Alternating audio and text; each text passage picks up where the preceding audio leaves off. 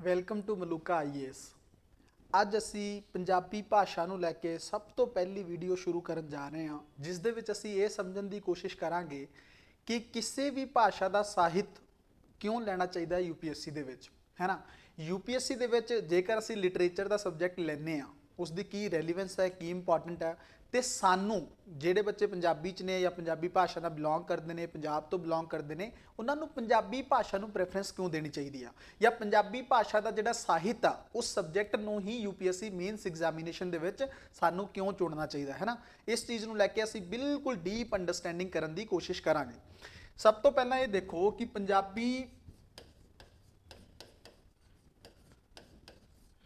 Literature, ਜੇ ਅਸੀਂ ਇਸ ਸਬਜੈਕਟ ਦਾ ਪੂਰਾ ਨਾਮ ਦੇਖੀਏ ਯੂਪੀਐਸਸੀ ਦੇ ਆਪਸ਼ਨਲ ਪੇਪਰ ਦੇ ਵਿੱਚ, ਤਾਂ ਇਹ ਲਿਟਰੇਚਰ ਆਫ ਪੰਜਾਬੀ ਲੈਂਗੁਏਜ ਹੈ ਨਾ, ਪੰਜਾਬੀ ਭਾਸ਼ਾ ਦਾ ਸਾਹਿਤ। ਹੁਣ ਦੇਖੋ, ਸਭ ਤੋਂ ਪਹਿਲਾਂ ਇਸ ਤੋਂ ਪਹਿਲਾਂ ਵੀ ਇੱਕ ਚੀਜ਼ ਸਮਝ ਲਓ ਕਿ ਲਿਟਰੇਚਰ ਹੀ ਕਿਉਂ, ਇਹ ਸਭ ਤੋਂ ਇੰਪੋਰਟੈਂਟ ਕੁਐਸਚਨ ਹੈਗਾ, ਲਿਟਰੇਚਰ ਹੀ ਕਿਉਂ ਲੈਣਾ ਚਾਹੀਦਾ ਸਾਨੂੰ। ਦੇਖੋ, ਇੱਕ ਤਾਂ ਯੂਪੀਐਸਸੀ ਦੇ ਵਿੱਚ ਪਿਛਲੇ ਜਿਹੜੇ 10 ਸਾਲ ਦਾ ਤੁਸੀਂ ਐਵਰੇਜ ਦੇਖੋਗੇ, ਜਿਹੜੀ ਪਰਫਾਰਮੈਂਸ ਰਹੀ ਹੈ ਨਾ, ਉਹ ਸਭ ਤੋਂ ਜ਼ਿਆਦਾ ਲਿਟਰੇਚਰ ਦੇ ਸਬਜੈਕਟਸ ਦੀ ਰਹੀ ਹੈ। ਉਹ ਕਿਸੇ ਵੀ ਭਾਸ਼ਾ ਦਾ ਲਿਟਰੇਚਰ ਹੋ ਸਕਦਾ, ਜਿਵੇਂ ਹਿੰਦੀ ਲਿਟਰੇਚਰ ਬਹੁਤ ਅੱਛਾ ਪਰਫਾਰਮ ਕਰ ਰਿਹਾ, Sanskrit literature, Kannada literature, south Indian languages ਵਗੈਰਾ ਜੋ ਵੀ ਨੇ, ਉਸ ਭਾਸ਼ਾ ਦੇ ਸਾਹਿਤ ਦੇ ਵਿੱਚ ਮਾਰਕਸ ਜ਼ਿਆਦਾ ਅੱਛੇ ਆ ਰਹੇ ਨੇ। ਇਸ ਦਾ ਰੀਜ਼ਨ ਕੀ ਹੈ? ਇਸ ਦਾ ਰੀਜ਼ਨ ਹੈਗਾ ਕਿ ਇਹਦੇ ਵਿੱਚ ਕੰਪੀਟੀਸ਼ਨ ਜਿਹੜਾ ਹੈਗਾ ਉਹ ਘੱਟ ਹੁੰਦਾ। ਜੇ ਤੁਸੀਂ ਨਾਰਮਲੀ ਦੇਖੋਗੇ, ਜਿਹੜੇ ਮੇਨ ਸਟ੍ਰੀਮ ਸਬਜੈਕਟ ਨੇ, ਹਿਸਟਰੀ, ਜੀਓਗ੍ਰਾਫੀ, ਪੋਲੀਟੀਕਲ ਸਾਇੰਸ, ਇਹਨਾਂ ਵਿੱਚੋਂ ਜ਼ਿਆਦਾ ਬੱਚੇ ਆਪਸ਼ਨਲ 'ਚ ਪੈਂਦੇ ਨੇ। ਬਟ ਭਾਸ਼ਾ ਜਿਹੜੀ ਹੈਗੀ ਆ ਕਿਸੇ ਵੀ ਭਾਸ਼ਾ ਦਾ ਸਾਹਿਤ ਜਿਹੜਾ ਹੈਗਾ, ਲਿਟਰੇਚਰ ਦੇ ਸਬਜੈਕਟ ਨੇ, ਉਹ 'ਚ ਜ਼ਿਆਦਾ ਬੱਚੇ ਨਹੀਂ ਹੁੰਦੇ।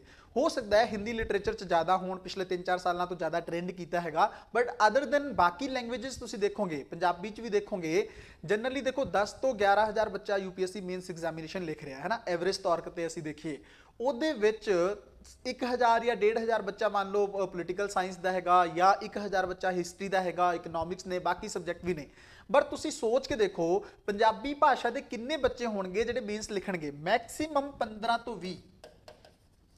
ਇਹ ਮੈਕਸਿਮਮ ਇੱਕ ਫੈਕਟ ਹੋ ਸਕਦਾ ਹੈ, ਮੈਕਸਿਮਮ ਨੰਬਰ ਹੋ ਸਕਦਾ ਹੈ।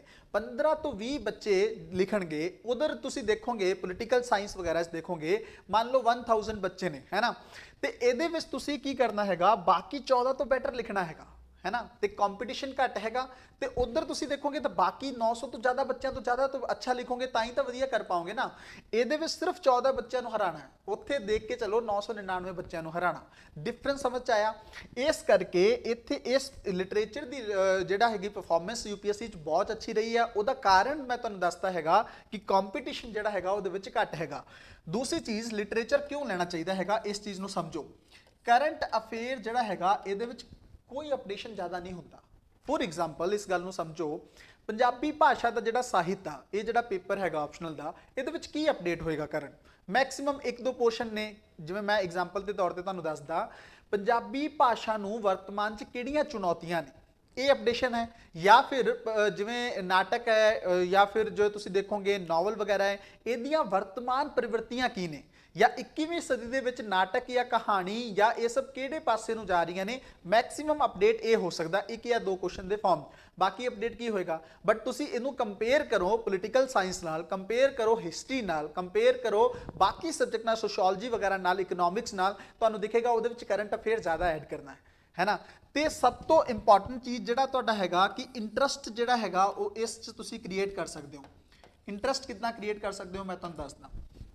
ਸੋਚ ਕੇ ਦੇਖੋ ਕਿ ਜੇਕਰ ਅਸੀਂ ਜੀਐਸ ਦੇ ਹੀ ਸਬਜੈਕਟ ਸਾਡਾ ਆਪਸ਼ਨਲ ਪੇਪਰ 'ਚ ਹੋਣ, ਜਿਹੜੇ ਮੇਨ ਸਟ੍ਰੀਮ ਸਬਜੈਕਟ ਨੇ, ਤੁਹਾਨੂੰ ਕੁਝ ਡਿਫਰੈਂਟ, ਕੁਝ ਵੱਖਰਾ ਲੱਗੇਗਾ।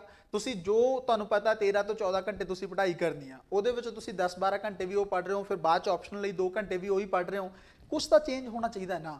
ਇਹਦੇ ਵਿੱਚ ਤੁਸੀਂ ਸੋਚ ਕੇ ਦੇਖੋ ਨਾ, ਜਿਹੜਾ ਪੰਜਾਬੀ ਭਾਸ਼ਾ ਆ, ਇਹਦੇ ਵਿੱਚ ਤੁਸੀਂ ਕੀ ਪੜ੍ਹਨਾ? ਮੈਕਸਿਮਮ ਦੇਖੋ ਨਾਵਲ, ਡਰਾਮਾ,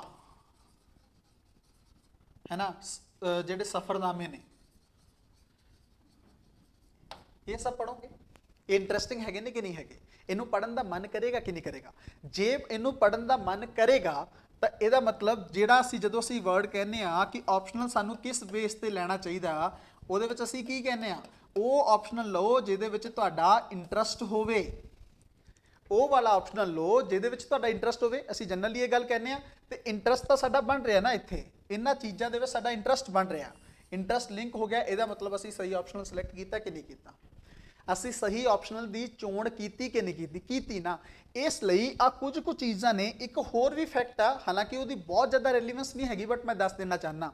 ਜਿਹੜੇ ਲਿਟਰੇਚਰ ਦੇ ਪੇਪਰ ਚੈੱਕ ਕਰਦੇ ਨੇ ਜਿਹੜੇ ਐਗਜ਼ਾਮੀਨਰ ਨੇ, ਹੈ ਨਾ, ਬਹੁਤ ਸਿਲੈਕਟਡ ਨੇ। ਤੁਸੀਂ ਪੰਜਾਬੀ ਭਾਸ਼ਾ 'ਚ ਵੀ ਦੇਖੋਗੇ ਤਾਂ ਮੈਕਸਿਮਮ ਜਿਹੜੀਆਂ ਮੇਨ ਯੂਨੀਵਰਸਿਟੀਜ਼ ਨੇ, ਦਿੱਲੀ ਯੂਨੀਵਰਸਿਟੀ ਹੋ ਗਈ, ਪੰਜਾਬ ਯੂਨੀਵਰਸਿਟੀ ਹੋ ਗਈ, ਪੰਜਾਬੀ ਯੂਨੀਵਰਸਿਟੀ ਹੋ ਗਈ, ਜ਼ਿਆਦਾਤਰ ਟੀਚਰ ਇੱਥੋਂ ਦੇ ਹੀ ਪੇਪਰ ਚੈੱਕ ਕਰਨਗੇ ਨਾ UPSC ਦਾ ਮੇਨਸ ਐਗਜ਼ਾਮੀਨੇਸ਼ਨ।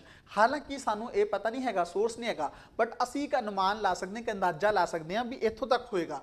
ਲਿਮਟਡ ਟੀਚਰ ਨੇ, ਹੈ ਨਾ, ਤੇ ਉਹਨਾਂ ਕੋਲ ਜਦੋਂ ਤੁਹਾਡੀ ਕਾਪੀ ਜਾਂਦੀ ਆ ਤਾਂ ਤੁਸੀਂ ਜੇਕਰ ਜੇ ਮੰਨ ਲਓ 15 ਬੱਚੇ ਲਿਖ ਰਹੇ ਨੇ, 14 ਤੋਂ ਤੁਸੀਂ ਵਧੀਆ ਲਿਖਤਾ ਤਾਂ ਹੋ ਸਕਦਾ ਉਹਨਾਂ ਨੇ ਤੁਹਾਨੂੰ 330 ਨੰਬਰ ਦੇ ਦੇਣ। ਨਾਰਮਲੀ ਇੱਕ ਗੱਲ ਦੇਖੋ, ਇੱਕ ਚੀਜ਼ ਹੋਰ ਫੈਕਟ ਸਮਝਣ ਦੀ ਕੋਸ਼ਿਸ਼ ਕਰੋ। ਜਿਹੜਾ GS ਦਾ ਪੇਪਰ ਹੈ, ਜਿਵੇਂ ਮੰਨ ਲਓ ਜੋ ਤੁਸੀਂ ਹਿਸਟਰੀ ਆ ਜਾਂ ਪੋਲੀਟੀਕਲ ਸਾਇੰਸ ਆ, ਇਹਦੇ ਵਿੱਚ ਤੁਸੀਂ ਦੇਖੋਗੇ ਬੱਚੇ ਬਹੁਤ ਮਿਹਨਤ ਕਰਕੇ ਵੀ ਕਿੰਨਾ ਸਕੋਰ ਕਰ ਪਾਉਂਦੇ ਨੇ, 280 290 ਇੱਥੋਂ ਤੱਕ।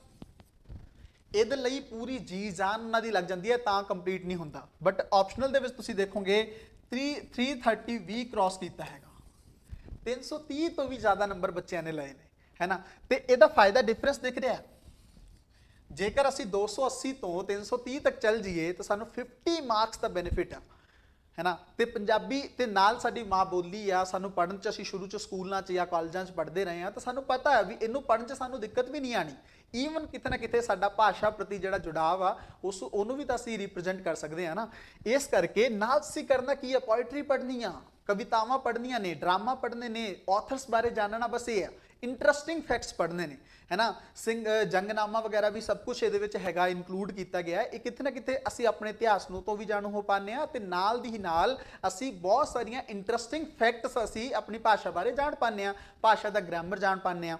ਇਸ ਲਈ ਇਸ ਚੀਜ਼ ਨੂੰ ਸਮਝਣ ਦੀ ਬਹੁਤ ਹੀ ਜ਼ਿਆਦਾ ਇੰਪੋਰਟੈਂਟ ਆ ਵੀ ਸਾਨੂੰ ਪੰਜਾਬੀ ਭਾਸ਼ਾ ਕਿਉਂ ਲੈਣੀ ਚਾਹੀਦੀ ਆ UPSC ਐਗਜ਼ਾਮੀਨੇਸ਼ਨ ਦੇ ਵਿੱਚ।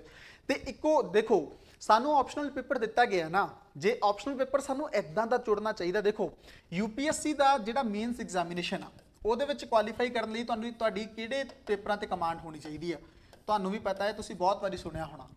ਇੱਕ ਤੁਹਾਡਾ ਐਸੇ ਜਿਹੜਾ ਹੈਗਾ ਉਹ ਇੱਕਦਮ ਕਲੀਅਰ ਹੋਣਾ ਚਾਹੀਦਾ, ਇਹਦੇ ਵਿੱਚ ਤੁਸੀਂ ਮੈਕਸਿਮਮ ਸਕੋਰ ਕਰੋ। ਦੂਸਰਾ ਪੇਪਰ ਜਿਹੜਾ ਤੁਹਾਡਾ ਐਥਿਕਸ ਦਾ ਪੇਪਰ ਹੈਗਾ, ਇਹ ਤੁਹਾਡਾ ਬਹੁਤ ਬੈਸਟ ਹੋਣਾ ਚਾਹੀਦਾ। ਤੇ ਤੀਸਰਾ ਤੁਹਾਡਾ ਆਪਸ਼ਨਲ ਦਾ ਪੇਪਰ, ਹੈ ਨਾ। ਇਹ ਤਾਂ ਤੁਸੀਂ ਕਈ ਵਾਰੀ ਸੁਣਿਆ ਹੋਣਾ ਵੀ ਆ ਤਿੰਨ ਜਿਹੜੇ ਨੇ, ਅਗਰ ਇਹਨਾਂ ਤਿੰਨਾਂ ਪੇਪਰਾਂ ਤੇ ਤੁਹਾਡੀ ਕਮਾਂਡ ਹੈਗੀ ਆ ਤਾਂ ਕਿਤੇ ਨਾ ਕਿਤੇ ਤੁਸੀਂ UPSC ਦੇ ਮੇਨਸ ਐਗਜ਼ਾਮੀਨੇਸ਼ਨ ਦੇ ਵਿੱਚ ਬਹੁਤ ਹੀ ਜ਼ਿਆਦਾ ਵਧੀਆ ਸਕੋਰ ਕਰ ਸਕਦੇ ਹੋ, ਹੈ ਨਾ। ਕਲੀਅਰ ਹੋ। ਹੁਣ ਦੇਖੋ, ਇਹ ਤੁਸੀਂ ਕਰ ਹੀ ਰਹੇ ਹੋ, ਇਹਦੇ ਤੇ ਵਰਕ ਕਰ ਰਹੇ ਹੋਵੋਗੇ। ਹੁਣ ਇਹਦੇ ਵਿੱਚ ਤੀਸਰਾ ਸੈਗਮੈਂਟ ਆਪਸ਼ਨਲ ਦਾ ਹੈਗਾ ਕਿ ਨਹੀਂ ਹੈਗਾ। ਬਟ ਜੇ ਤੁਸੀਂ ਆਪਸ਼ਨਲ ਦੇ ਵਿੱਚ 330 ਨੰਬਰ ਸਕੋਰ ਕਰ ਲਓ, 330 ਨੰਬਰ ਤੁਸੀਂ ਸਕੋਰ ਕਰ ਲਓ ਜਾਂ 320 ਪਲੱਸ ਸਕੋਰ ਕਰ ਲਓ, ਤੁਹਾਡਾ ਇਹ ਵਾਲਾ ਬਰਡਨ ਘਟੇਗਾ ਕਿ ਨਹੀਂ ਘਟੇਗਾ, ਜਾਂ ਤੁਹਾਡਾ GS ਵਾਲਾ ਬਰਡਨ ਘਟੇਗਾ ਕਿ ਨਹੀਂ ਘਟੇਗਾ। ਤੇ ਜੇ ਤੁਹਾਡੇ ਆਪਸ਼ਨਲ ਦੇ ਵਿੱਚੋਂ ਹੀ 300 ਪਲੱਸ ਨੰਬਰ ਆ ਜਾਂਦੇ ਨੇ, 330 ਦੇ ਆਸ-ਪਾਸ, ਤਾਂ ਤੁਹਾਡਾ ਓਵਰਆਲ ਸਿਲੈਕਸ਼ਨ ਕੱਟ ਸਕਦਾ ਕਿਸੇ ਵੀ ਤਰੀਕੇ ਨਾਲ। ਫਾਈਨਲ ਲਿਸਟ ਤੁਸੀਂ ਹਰ ਹਾਲ 'ਚ ਹੋਵੋਗੇ, ਫਾਈਨਲ ਲਿਸਟ ਦੇ ਵਿੱਚ ਤੁਸੀਂ ਹਰ ਹਾਲ 'ਚ ਹੋਵੋਗੇ। ਇੰਟਰਵਿਊ 'ਚ ਭਾਵੇਂ ਨੰਬਰ ਘੱਟ ਵੀ ਰਹਿ ਜਾਣ ਤਾਂ ਵੀ ਤੁਸੀਂ ਲਿਸਟ 'ਚੋਂ ਬਾਹਰ ਨਹੀਂ ਹੋਵੋਗੇ, ਕਿਉਂਕਿ ਆਪਸ਼ਨਲ ਦੇ ਵਿੱਚੋਂ ਤੁਸੀਂ ਅੱਛਾ ਕਰ ਲਿਆ ਨਾ, ਉਹਦੇ 'ਚ ਤੁਸੀਂ ਬਹੁਤ ਘੱਟ ਵੀ ਦੇਖੋ ਨਾ। ਓਵਰਆਲ UPSC ਦੀ ਇੱਕ ਚੀਜ਼ ਹੋਰ ਸਮਝੋ, UPSC ਦਾ ਮੇਨਸ ਦਾ ਜਿਹੜਾ ਤੁਹਾਨੂੰ ਲੱਗਦਾ ਵੀ ਜਿਹੜਾ ਕਟ ਆਫ ਆ ਪਿਛਲੇ 2-4 ਸਾਲਾਂ ਤੁਸੀਂ ਦੇਖੀਏ 700 ਚੋਂ 750 ਦੇ ਵਿੱਚ ਜਾ ਰਿਹਾ, ਹੈ ਨਾ। ਇੱਕਦਮ ਕਲੀਅਰ ਆ, ਸੀ 700 ਤੋਂ 750 ਦੇ ਵਿੱਚ ਸਾਡਾ ਜਿਹੜਾ ਹੈਗਾ ਕਟ ਆਫ ਜਾ ਰਿਹਾ UPSC the mains cut of. ਇਹਦੇ ਵਿੱਚੋਂ ਅਗਰ ਅਸੀਂ ਫਿਰ ਵੀ ਦੇਖੀਏ ਕਿ ਅਸੀਂ ਸੇਫ ਜ਼ੋਨ 'ਚ ਜਾਣਾ, ਸਾਨੂੰ 800 ਨੰਬਰ ਚਾਹੀਦੇ ਨੇ, ਠੀਕ ਹੈ। 800 ਨੰਬਰ ਲੀजिए ਜਾਂ ਫਿਰ ਅਸੀਂ 800 ਪਲੱਸ 820 ਤੋਂ ਉੱਪਰ ਦੇਖ ਲਈਏ, ਹੈ ਨਾ, ਇੰਨਾ ਦੇਖ ਲਈਏ। 820 ਪਲੱਸ ਸਕੋਰ ਕਰਨ ਲਈ ਜੇ ਸਾਡਾ ਟੋਟਲ ਅਸੀਂ 800 ਮੰਨ ਰਹੇ ਸੀ, ਜੇ 300 ਸਾਨੂੰ ਇਹਦੇ 'ਚੋਂ ਮਿਲ ਜਾਏ ਤਾਂ ਬਾਕੀ ਆ ਸਾਰੇ ਪੇਪਰਾਂ ਨੂੰ ਮਿਲਾ ਕੇ ਹੀ ਸਾਨੂੰ 500 ਨੰਬਰ ਲੈਣੇ ਨੇ। ਇਸ ਲਈ ਤਾਂ ਕਹਿੰਦੇ 130 ਤੁਸੀਂ ਐਥਿਕਸ 'ਚ ਲੈ ਲਓ, 150 ਦੇ ਆਸ-ਪਾਸ, 140-50 ਦੇ ਆਸ-ਪਾਸ ਤੁਸੀਂ ਨੰਬਰ ਲੈ ਲਓ ਇਸੇ ਪੇਪਰ 'ਚ। ਫਿਰ GS ਦਾ ਬਰਡਨ ਘੱਟ ਹੋ ਜਾਂਦਾ, ਕਿਉਂਕਿ GS ਦੇ ਵਿੱਚ ਤੁਸੀਂ ਔਨ ਐਨ ਐਵਰੇਜ ਦੇਖੋਗੇ ਜਿਹੜੇ 3 ਪੇਪਰ ਨੇ GS 1 2 3, ਇਹਦੇ ਵਿੱਚੋਂ 100 ਮਾਰਕਸ ਸਾਰਿਆਂ ਨੂੰ ਆਉਂਦੇ, ਬਸ ਉਸ ਦੇ ਆਸ-ਪਾਸ ਘੁੰਮ ਰਹੇ ਨੇ। ਕੋਈ 110 ਲੈ ਗਿਆ, ਕੋਈ 120 ਲੈ ਗਿਆ, ਜਾਂ ਕਿਸੇ 'ਚ 90 ਆ ਗਏ, ਕਿਸੇ 'ਚ 85 ਆ ਗਏ। ਇਸ ਲਈ ਤੁਹਾਡਾ ਬਹੁਤ ਸਾਰਾ ਬਰਡਨ ਘੱਟ ਹੋ ਜਾਂਦਾ ਜੇ ਤੁਸੀਂ ਆਪਸ਼ਨਲ ਦੇ ਵਿੱਚੋਂ ਹੀ 330 ਨੰਬਰ ਸਕੋਰ ਕਰ ਜਾਂਦੇ ਹੋ। ਅਸੀਂ ਜੋ ਸ਼ੁਰੂ ਕਰਨ ਜਾ ਰਹੇ ਹਾਂ ਪੰਜਾਬੀ ਭਾਸ਼ਾ ਦਾ, ਜਿਹੜਾ ਹੁਣ ਅਸੀਂ ਆਪਸ਼ਨਲ ਸ਼ੁਰੂ ਕਰਾਂਗੇ ਕਲਾਸਿਸ, ਉਹਦੇ ਵਿੱਚ ਸਾਡੀ ਪੂਰੀ ਕੋਸ਼ਿਸ਼ ਇਹ ਰਹੇਗੀ। ਦੇਖੋ ਬੱਚੇ, ਇੱਕ ਸਭ ਤੋਂ ਵੱਡੀ ਜਿਹੜੀ ਦਿੱਕਤ ਆਉਂਦੀ ਹੈ ਨਾ ਬੱਚਿਆਂ ਨੂੰ, ਮੈਂ ਦੇਖਿਆ, ਪਰਸਨਲੀ ਮੈਂ ਨੋਟਿਸ ਕੀਤੀ ਇਸ ਗੱਲ, ਕਿ ਸਾਡੇ ਕੋਲ ਨੋਟਸ ਨਹੀਂ। ਨੋਟਸ ਅਵੇਲੇਬਲ ਨੇ ਮਾਰਕੀਟ 'ਚ, ਮੰਨ ਲਓ ਪੰਜਾਬੀ ਭਾਸ਼ਾ ਦੇ ਜਾਂ ਅਸੀਂ ਬਣਾ ਲਏ, ਸਾਡੇ ਕੋਲ ਕੰਟੈਂਟ ਹੈ। ਮੰਨ ਲਓ ਕੋਈ ਇੱਕ ਟੌਪਿਕ ਆ UPSC ਦਾ, ਲਿਟਰੇਚਰ ਦਾ ਹੀ ਦੇਖ ਲਓ, ਪੰਜਾਬੀ ਭਾਸ਼ਾ ਦਾ ਨਿਕਾਸ, ਪੰਜਾਬੀ ਭਾਸ਼ਾ ਦਾ ਨਿਕਾਸ ਇਹ ਇੱਕ ਟੌਪਿਕ ਆ। ਤੁਹਾਨੂੰ ਇੱਕ ਚੀਜ਼ ਹੋਰ ਦੱਸਾਂ, ਜਿਹੜੇ ਲਿਟਰੇਚਰ ਦਾ ਆਪਸ਼ਨਲ ਆ ਪੰਜਾਬੀ ਭਾਸ਼ਾ ਦਾ ਜਾਂ ਕਿਸੇ ਦਾ ਵੀ, ਇਹਦੇ ਵਿੱਚ ਤੁਸੀਂ ਦੇਖੋਗੇ ਨਾ ਇੱਕ ਟੌਪਿਕ 'ਚੋਂ ਮੈਕਸਿਮਮ 3-4 ਕੁਐਸਚਨ ਪੁੱਛੇ ਗਏ ਨੇ। ਪਿਛਲੇ 15 ਤੋਂ 20 ਸਾਲਾਂ ਦੇ ਜਿਹੜੇ PYQs ਨੇ ਉਹਦੇ ਵਿੱਚੋਂ ਤੁਸੀਂ ਸਿਮਿਲੈਰਿਟੀਜ਼ ਦੇਖੋਗੇ, ਇੱਕ ਟੌਪਿਕ ਤੋਂ 3 ਤੋਂ 4 ਸਵਾਲ, ਇੱਕ ਟੌਪਿਕ ਤੋਂ 3 ਜਾਂ ਸੇਮ ਉਹੀ ਰਿਪੀਟ ਹੋ ਰਹੇ ਨੇ।